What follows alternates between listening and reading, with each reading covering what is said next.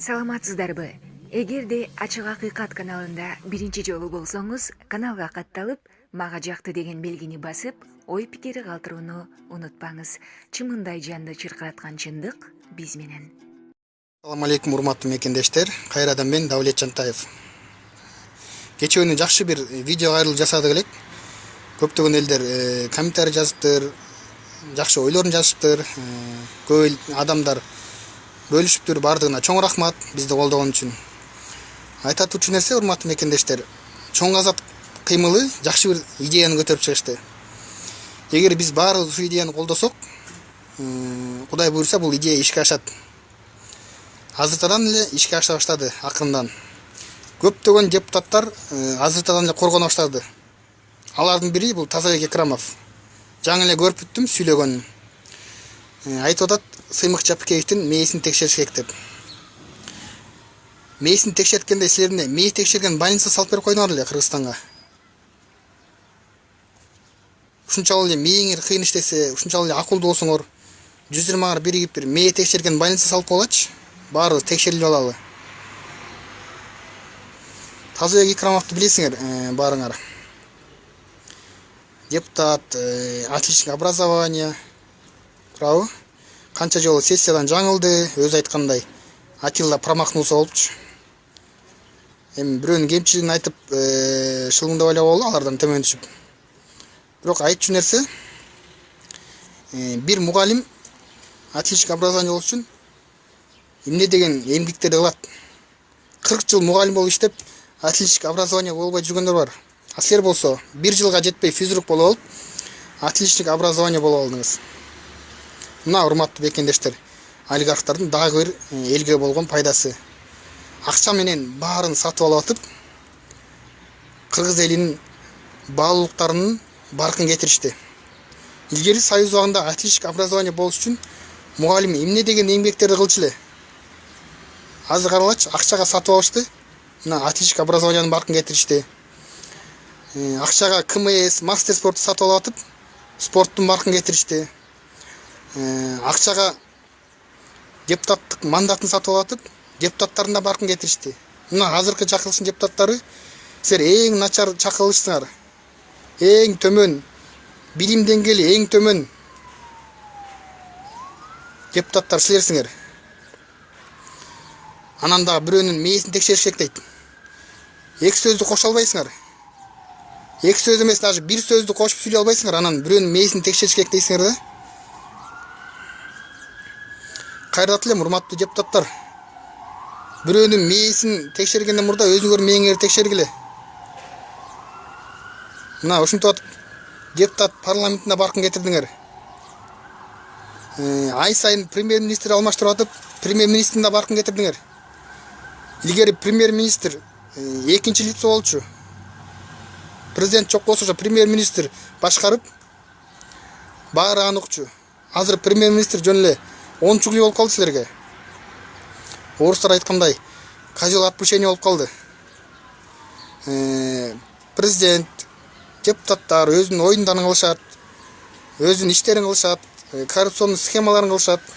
Анан билинип, эл ызычы боло баштаганда анан козел отпущения керек болуп, өкмөттү кетиришет. Өкмөт күнөөлүү экен депчи. А бирок өкмөттү ошо кимдер түзүп атат? Ошон өкмөттү силер, депутаттар силер түзүп атпайсыңарбы? А эмне үчүн премьер-министр кетсе, ошо премьер-министрди түзгөн депутаттар силер кетпейсиңер? Эмнеге? Мына ушинтип атып, акчага сатып алып атып, бүт нерсенин баркын кетирдиңер силер. Анан жана больница боюнча айта кеттим. Билесиздер, Кубанычбек Жумалиев, мына өткөндө Сыймык Жапыкеевди айтып кетти, олигарх эл аралык медициналык университети бар да. Ошо университетте 1000 деген индустар окуйт. Кыргызстандан билим алып кетет ошо индустар. Мына мен түшүнбөй койдум. А эмнеге кайра кыргыздар ошо операция кылдырыш үчүн Индияга барышат кайра элечи?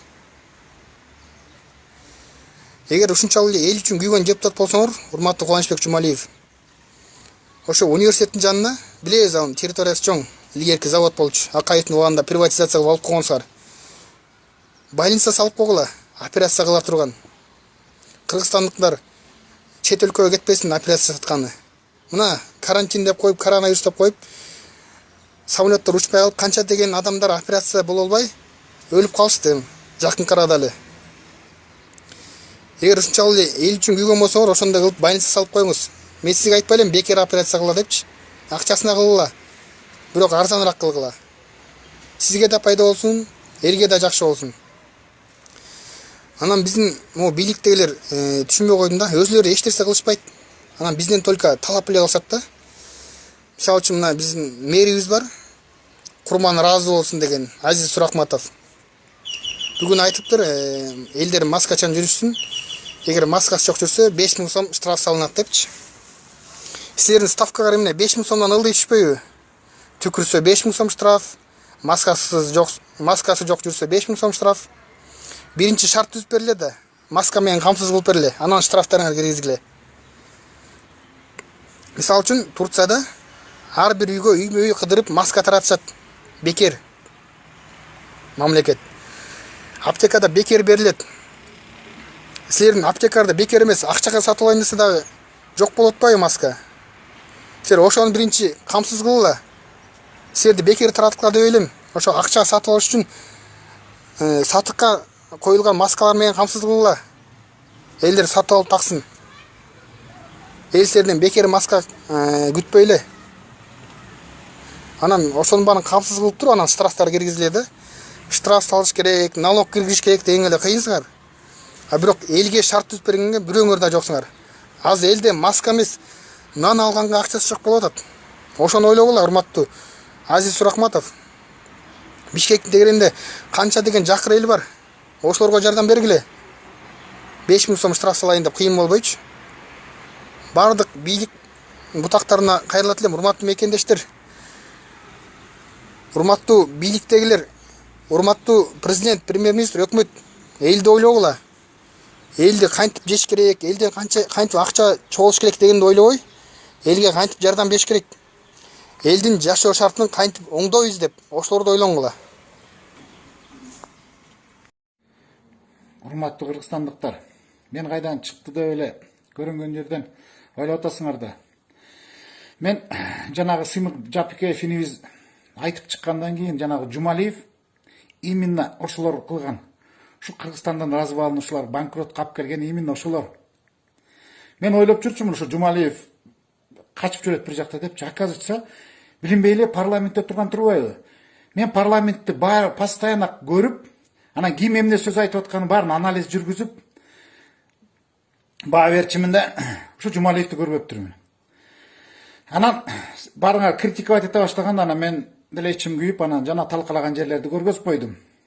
Бирок Акаевдин убагында прихватизация жасаганда бүт туура эмес иштер менен кетишкен. Булар эмне ученыйларды, билимдүүлөрдү алып келишкен. Бирок хозяйственниктерди жолотпой койгон. Ошондо мен бир 25-теги бал жигит болчумун. Биздин колхоз Победаны эле алсак, ошакты разваливать этишкен. Ошондо оппозицияга чыгып, Жыпар Жекшеев, Топчубек Тургуналиев, Дырылдаев деген байкелер чыкты эле. Ошолор келип, ошолор менен көп нерселерди талкууладык элек. Бирок колубуздан эчтеке келген эмес. Колхоздун, совхоздордун баарын талкалашты. Эрежеси менен эмес, улам бирөөнү талкалатты. Кыргыздар эмне үчүн аялдар алдыга чыгып калды? Ошол Акаевдин убагында рекет пайда болгон. Барып соода кылып бир иш жасайын десе деле, бир милициясы келип, бир рекети келип, байкуш эркектерди жемелей баштаганда, ошондо айласы жок аялдар чыккан тышка. Базарларга аялдар чыккан. Жаштар, ошо силердин азыр 20-25ке чыгып калдыңар. Ошо силер үчүн ата-аналарыңарды жаман көрбөгүлө. Именно ошол Акаевдин алып келген системасы, Акаевдин патриотизми жоктугунан ушул эмеге келдик. Мына канча президент экөөтөн качып кетти го, элин жерин таштап салып. Анан аларга болушуп кереги жок. Ошол убакта балким силердин жакындарыңар же өзүңөр байып калсаңар керек. Бирок чындык баары жеңет. Ойлобол ушу бойдон калып калат деп. Эр жигиттер, мен силерди оппозиция болгула деп чакырбай элем. Жүрүгүлө, биригелик, жалындуу жигиттер, ишмер жигиттер, барсыңарбы? Келгиле биригел. Чындыкты көтөрө алган. Өз кызыкчылыгын, элдин кызыкчылыгынан өйдө койгондордун кереги жок. Жигиттер керек азыр. Элибизди, жерибизди түздөп кетсек болот. Жетеленүүчүлөр болот. Ана жетелөөчүлөр болот. Ошол жетеленүүчүлөр ушул убакка чейин жок болду. Мына болгулачы, кыйынсыңарбы? Мен лидер болоюн же бирдеме болоюн деген оюм жок. Кыйын болгулачы. Көргөзгүлө кыйындыңар. Акыйкатыңарды көргөзгүлө. Эркектигиңерди көргөзгүлө. Ошол убак келди. Мына ичким оозун жаппай эле ичкимдин. Баарыбызда сүйлөгүбүз келсе сүйлөп атабыз. Бирок мурун мындай заман эмес болчу. Бизде информация. Журналисттерге бирдеме чындыкты айтсаң, эч кишим чындыкты көргөзчү да эмес. Айтчы да эмес. Азыр мына ушундай мүмкүнчүлүк болуп калдырасыз.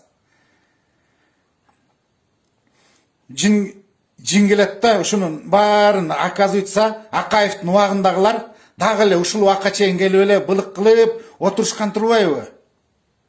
Жана айтып атышпайбы? Коррупционерлер. Это точно ошол коррупционерлер. Бизден мисалы үчүн колхозду талкалап атканда мен өзүм деле байкелерим болуп кетет. Содонбеков талкалаган. Көлдүн кайсерин талкалаганын билбейм, бирок биздин айылда ошол талкалаткан. Кимдерди алып келет талкалаткан, кандай талкалаткан, ал баарыбыздын эле эсибизде. Чындык жеңет деп ойлойм. Мына эми мен 50-гө чыктым. Жашоонун кызыгы деле бүттү меники. Мен жашоого деле карманып кызыкпайм.